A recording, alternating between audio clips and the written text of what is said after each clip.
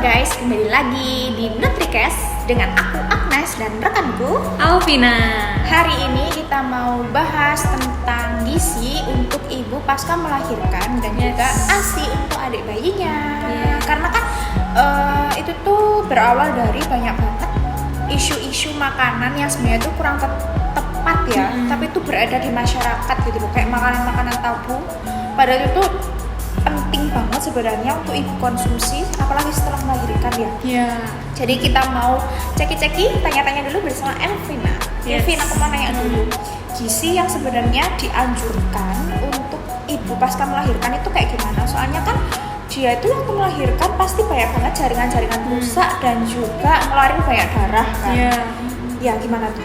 Oke, jadi ibu melahirkan itu pasti mengalami ada perubahan fisik ya.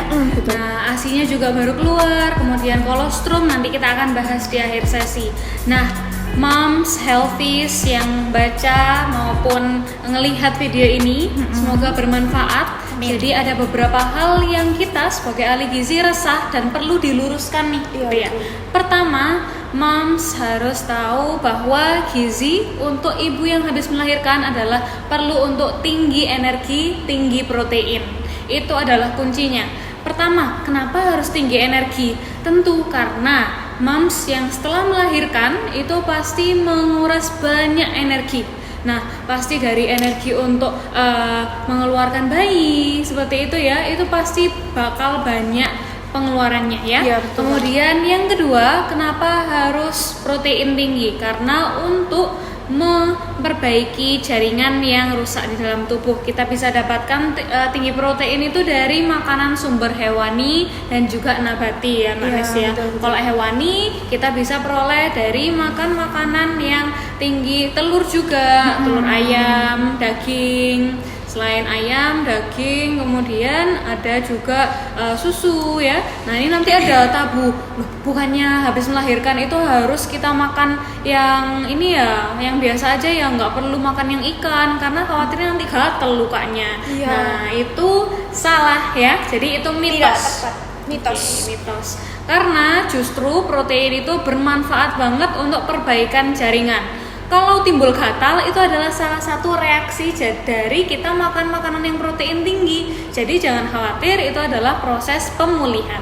Oke, kayak gitu ya. Terus ada lagi aku pernah dengar katanya nggak boleh makan telur karena asinya nanti amis, jadinya bayi nggak mau minum asi. Oke, nah ini justru salah ya teman-teman ya. Karena telur itu sebenarnya dia kan dalam bentuk makanan. Ketika udah kita makan, dia akan diolah menjadi bentuk mikronutrien. Jadi nanti sudah dalam bentuk protein yang kecil. Jadi potensi untuk amis itu sebenarnya ya memang protein itu ada kecenderungan untuk ada rasa amis, tapi bagaimanapun juga bayi akan menerima karena itu dalam bentuk ASI yang sudah ready to be consumed ya. Jadi nggak mungkin ya amis ya, katanya tuh kayak bikin bau, nggak mau kayak gitu, itu salah banget.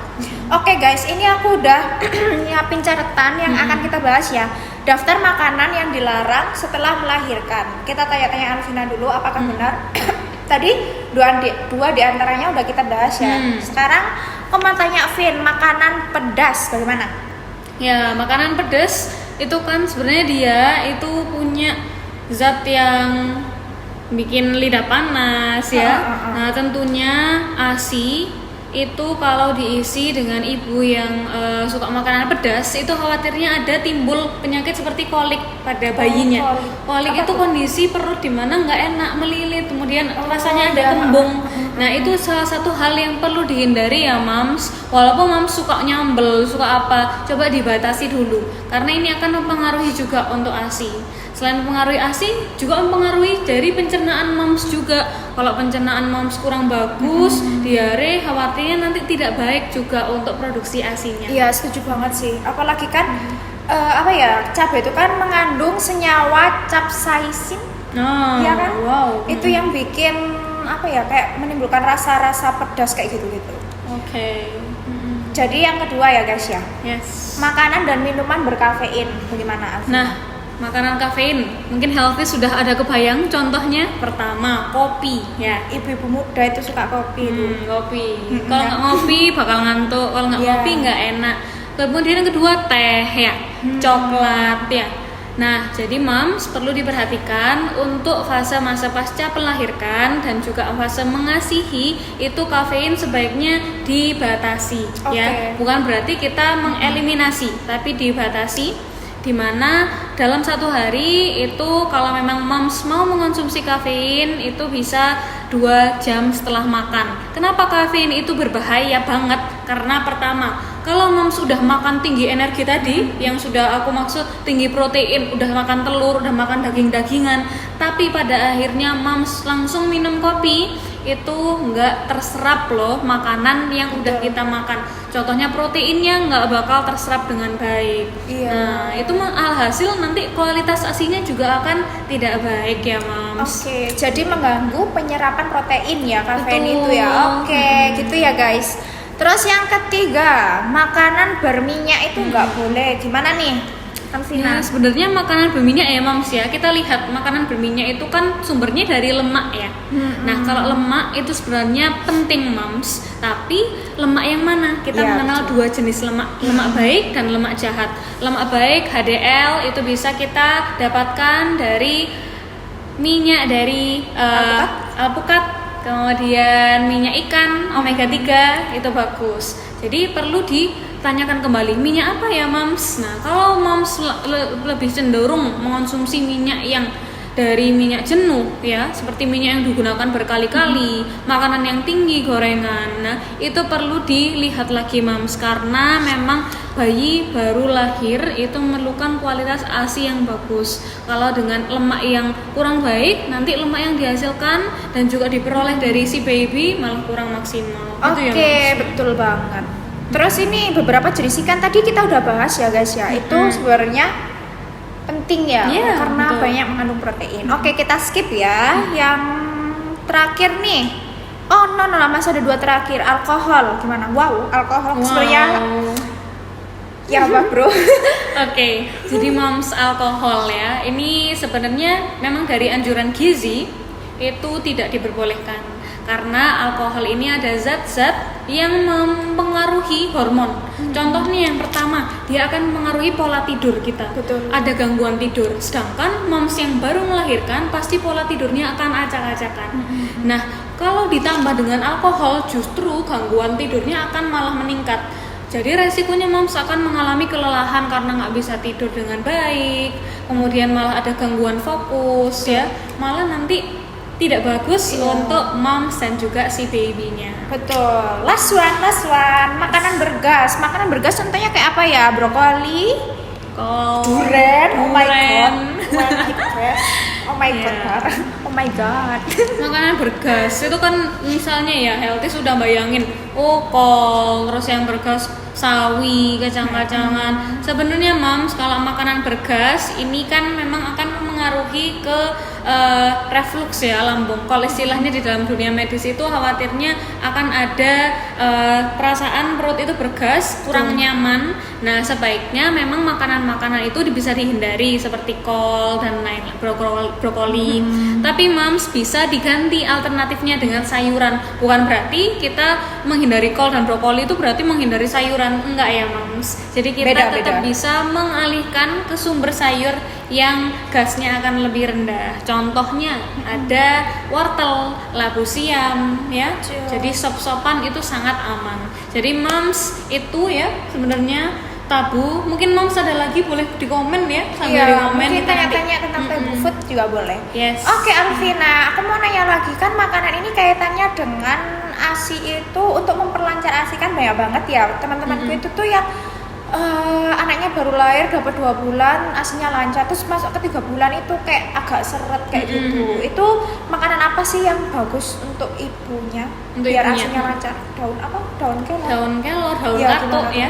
Daun kelor, daun katuk kayak gitu. Terus ada lagi? Iya moms, jadi basically ketika makanannya seimbang kemudian diiringi dengan mood yang bagus, itu betul. akan memengaruhi hormon. Namanya ada hormon oksitosin ya. Mungkin moms juga pernah dengar, itu akan memengaruhi kesenangan dan juga melancarkan ASI. Pertama, makanannya harus seimbang dulu moms. Ada dalam satu piring, moms juga perlu memenuhi sumber karbohidrat dari nasi, Betul. dari protein seperti tadi kita sebutkan ikan, ayam, telur. Kemudian yang ketiga ada sayuran dan buah. Nah, sayuran yang katanya itu bisa meningkatkan produksi ASI adalah daun katuk. Ini adalah fakta. Bukan katanya ya, fakta loh ya. Faktanya. Nah, jadi kata dan juga fakta benar daun katuk moms. Ketika moms mengonsumsi daun katuk, ada zat yang bisa memperlancar produksi ASI gitu. Jadi akan lebih memperlancar. Itu sudah dibuktikan oleh beberapa moms yang aku wawancarai saat pengabdian masyarakat kemarin. Kemudian sebenarnya yang memperbagus ini ya daun kelor juga. Jadi zat-zat yang bagus untuk tubuh, memperlancar metabolisme juga gitu. Nah, tadi berhubung Mbak Agnes bahas tentang energi dan protein, kita juga bakal tanya berapa sih seharusnya untuk ibu menyusui gitu. Nah, nanti ada penambahan nih moms dengan berat badan moms yang saat ini misalnya nanti sudah diukur, nanti akan ada penambahan. Misalnya nih moms, kebutuhan moms itu 2000 kilokalori. Nah, dengan moms menyusui itu akan ditambah kurang lebih akan sekitar 500 kilokalori. Proteinnya juga akan ditambah. Nah, jadi nanti baiknya konsult bisa ke kita. Ya betul guys, itu ya. Terus aku mau nanya Noy, ini kan tentang ASI itu kan biasanya kalau misalnya ASInya nggak lancar, kayak beli apa sih itu yang kayak dari apotek pelancar ASI, is that okay? Oke, nah sebenarnya pelancar ASI itu kita kontekskan lagi. Apakah mom sudah mengupayakan gizi seimbang tadi dan moodnya sudah didukung ya? Karena pasti akan ada gangguan mood dan lain-lain. Kalau memang opsi dari dokter itu punya kewenangan untuk meresepkan obat tersebut. Yes, we will appreciate the doctor's result ya. Tapi memang kami dari secara gizi, selama mom sudah ada upaya yang baik untuk menjaga gizi yang seimbang, kemudian sudah konsumsi daun katuk tadi, itu menjadi tidak necessary gitu ya untuk mengonsumsi itu. Oke. Gitu Terus ini Alvina kan banyak banget ya ibu-ibu itu tuh yang setelahnya menyusui susunya nggak ada, maksudnya nggak bisa keluar gitu kan, pasti kan agak stres ya. Oke. Kalau misalnya bayi di usia di bawah 6 bulan itu kan harus susu ASI. Apakah boleh? Iya, ASI eksklusif maksudnya. Apakah boleh dicampur dengan formula? Oke, nah I will say kalau dicampur dengan formula karena kondisi khusus itu akan pasti kewenangan dari dokter untuk menentukan nggak apa-apa formula, karena daripada ASINya tidak keluar kemudian hal-hal lain terjadi, untuk pertolongan pertama akan dilakukan susu formula ya, ada kasus-kasus seperti itu. Tapi moms balik lagi, ketika akarnya sudah bagus, sudah mengupayakan protein yang bagus, moodnya juga stabil, akan menghasilkan hal yang baik. Jadi dari jawaban Mbak Agnes tadi, aku bisa bilang itu memang harus sesuai dengan prosedurnya. Yes. Oke, terus ini Alvina, better mana sih? Kalau misalnya udah kepepet nih ya, kita in a worst scenario, udah kepepet banget, luweh mending pakai sufor atau pakai donor ASI? Oke. Ini lagi trending ya donor ASI ya. Jadi kemarin aku sempat ikut beberapa tontonan tentang donor ASI. Itu memang dikhususkan untuk bayi atau balita yang memang mother atau fatherless, tidak ada iya atau sudah meninggal dan lain sebagainya. Itu adalah program yang disediakan oleh program yang ini ya, non-profit organization. Sebenarnya moms untuk hal ini memang masih menjadi dilema ya dan perdebatan, karena prosedurnya dan secara agama pun nanti akan banyak kontroversi atau bahkan ada pertimbangan. Jadi moms, saran dari aku sebagai ahli gizi, tidak ada yang lebih baik, tapi yang penting sudah ada pertolongan pertama, mana yang lebih cepat dahulu gitu. Betul. Karena mungkin prosedur dari donor ASI itu ada prosedur yang perlu dilakukan dan durasinya cukup lama. Tapi untuk betul. Itu sih jawaban dari aku ya, memang sebagai ahli gizi. Jadi kesimpulannya tuh pertolongan pertama itu lebih yang cepat mana dulu gitu Iya. ya. Karena donor ASI pun juga ada prosedurnya kayak Yes. gitu. Oke. Terus aku mau nanya lagi Alvina. Jadi tuh ada temanku yang pernah curhat ke aku, bayinya tuh nangis-nangis. Entah kenapa si bayinya ini itu tuh susah banget minum ASI. Oke. Aku nggak tahu ya, mungkin perletakan ibunya saat menyusui itu salah atau gimana, tapi yang jelas temanku ini tuh udah cukup berusaha gitu loh, udah cukup konsultasi ke bidan, udah cukup lihat-lihat YouTube, udah cukup sampai ke psikolog juga gitu kan, buat anaknya ini gimana caranya biar mau ASI kayak gitu. Akhirnya ASInya itu tuh dipompa, terus dikasihkan ke dot kayak gitu. Apakah itu tuh juga akan mempengaruhi ya Maya? Kalau dari segi gizi, maksudnya kan kalau ASI langsung diminum kan pastinya nggak apa ya, kayak nggak kecampur sama bakteri atau suhu atau gimana no itu. Oke, Kalau dari segi pertanyaan yang gizi menarik ya, dan juga pengalaman. Sebetulnya dengan ada namanya direct breastfeeding, Iya, DBF, betul. atau melalui dot tadi. Nah, kalau direct breastfeeding memang keuntungannya dia melekatkan ini ya, bonding dengan ibu, kemudian bisa mendapatkan ASI secara langsung tanpa perantara. Nah, itu bagus memang direct breastfeeding. Tapi kemudian kita ada kasus lagi di mana dia nggak mau nyusu langsung ke puting ibunya. Nah, itu berarti kita perlu lihat, oh kalau memang ada bisa diletakkan di dot, itu berarti kita memastikan alatnya bebas kontaminasi. Betul. Ada namanya kita membersihkan, ada sterilizernya juga. Nah, sterilizernya nanti misalnya sudah diuap, sudah dikukus, itu bisa dibersihkan kemudian ditaruh ASI-nya. Nah, jadi moms ketika menjumpai hal seperti itu sebetulnya nggak apa-apa, itu menjadi opsional. Tapi memang yang paling utama direct breastfeeding. Kalau plan A tidak berhasil, we have the plan B, yaitu langsung ditaruh di dot seperti itu. Iya. Jadi there are many plans ya, Mam Iya, ya. Di sini kita juga belajar ya untuk menjadi Betul. calon moms. Iya, soalnya kan teman-temanku kan juga berkarir ya, itu tuh banyak banget yang kayak gitu, Ya. nyimpen gitu kan. Tapi dari segi gizi nggak mempengaruhi kan, Mai? Dari segi Langsung- gizi enggak. ya, tetap aman asalkan penyimpanannya Steril. tepat dan steril gitu ya. Oke, terus aku mau nanya lagi Alvina, banyak banget ya pertanyaanku. Oke, nggak apa-apa lah ya. Ini kalau misalnya dulu itu ya adekku, aku lupa adekku atau siapa ya, dulu itu tuh pernah gitu loh sakit, dia itu tuh kayak diare gitu. Terus akhirnya minum susu formula. Oke. Itu gimana Mo? Dari maksudnya kayak kan harusnya kan masih perlu ASI, cuman karena dianya tuh diare, itu tuh harus susu formula. Is that still okay? Oke, dia kasusnya diare ya, berarti kan pasti membutuhkan cairan yang banyak. Nah, kemudian langsung diarahkan untuk mengkonsumsi susu formula. Kayak Nah, gitu. berarti there is something dengan ASI-nya atau bahkan dengan pola makan ibunya yang mengakibatkan bayinya kemungkinan diare, karena pasti berhubungan.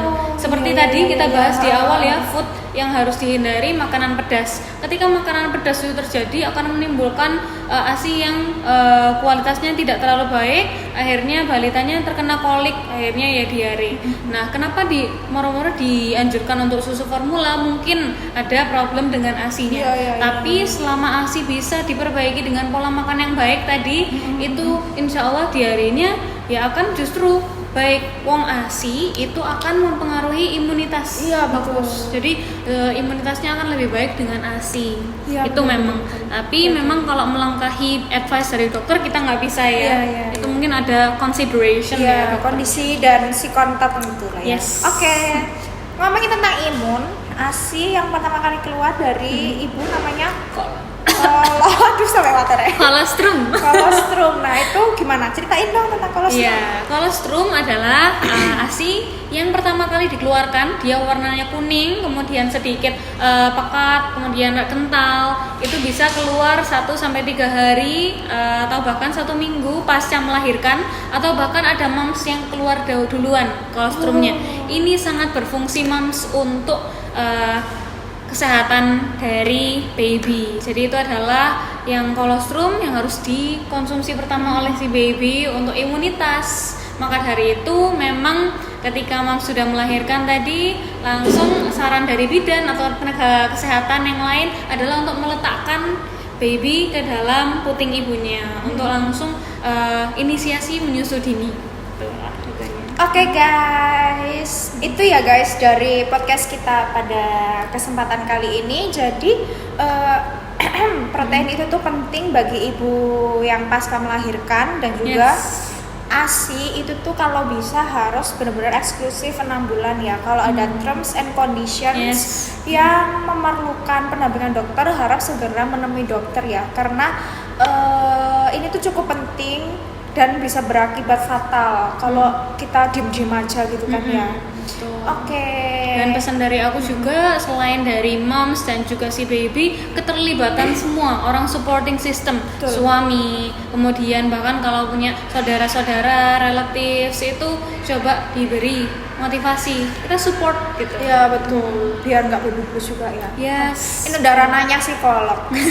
Oke guys, segitu dulu podcast dari kita. Thank you for watching. Jangan lupa kita akan bertemu dengan episode-episode yang menarik lainnya. Bye bye. Salam sehat bergizi.